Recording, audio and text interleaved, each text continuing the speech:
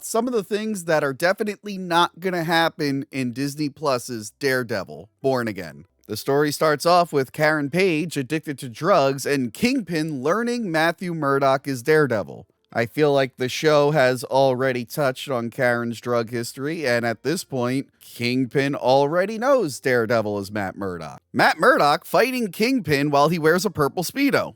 A black guy dressed like Santa Claus stabbing Matthew Murdock. Matthew Murdock being nursed back to health by his secret nun mom. They already did it in season 3. Kingpin fighting a bunch of karate guys in a red Speedo. Ben Urich hearing one of his informants die over the phone. This is like a big moment in this book, and it actually gets called back in one of the Bendis runs of Daredevil, but it's not going to happen in the show because they already killed off Ben Urich. Matthew Murdock fights a bad guy who's wearing his Daredevil costume. They already did this. The character Nuke being hired to blow up most of Hell's Kitchen and Daredevil getting assistance from the Avengers.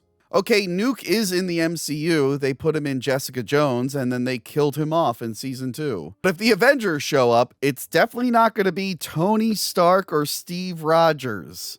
However, Thor does have a brief cameo in this scene, so maybe Chris Hemsworth will stop by the show. Who knows? And finally, the character Melvin, aka Gladiator, getting into a fight with Daredevil. They already did this in previous seasons, and I checked the actor's IMDb, and he's not listed in the cast of the new show, so I don't think that's going to happen.